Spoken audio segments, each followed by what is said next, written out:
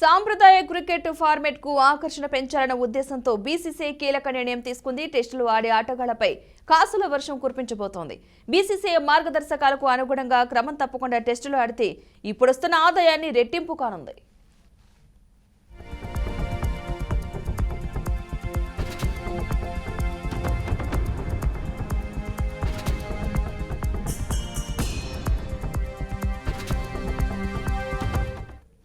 ఇప్పటి వరకు ఒక్కో టెస్టుకు 15 లక్షల చొప్పున మ్యాచ్ ఫీజు అందుకుంటున్న ఆటగాళ్లు ఇకపై గరిష్టంగా 60 లక్షలు పెంచనుంది. ఇంగ్లాండ్తో 5 టెస్టుల సిరీస్ను 4-1తో టీమిండియా సొంతం చేసుకుంది. అనంతరం ఏర్పాటు చేసిన కార్యక్రమంలో ప్రధాన కోచ్ రాహుల్ ద్రవిడ్తో బీసీసీఐ కార్యదర్శి జైషా కొత్త స్కీమ్ను ప్రకటించారు.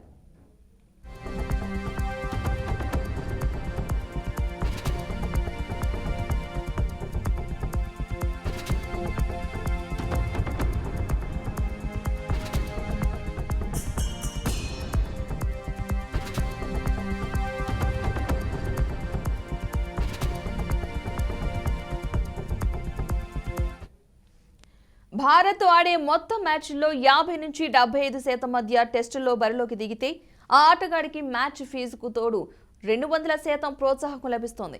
ఒక్కో మ్యాచ్కు 45 లక్షల రూపాయలు తక్కుతుంది. రిజర్వ్ ఆటగాళ్లకు 7.5 లక్షలు ఇవ్వనుంది. 75% కంటే ఎక్కువ మ్యాచ్ల్లో ప్రాతినిధ్యం వహిస్తే ప్రోత్సాహకం 300% అందుతుంది. ఈ లెక్కన రోహిత్ శర్మ 2023-24 సీజన్కు టెస్ట్ మ్యాచ్ల ఫీజు కింద 6 కోట్లు అందుకునే అవకాశం ఉంది.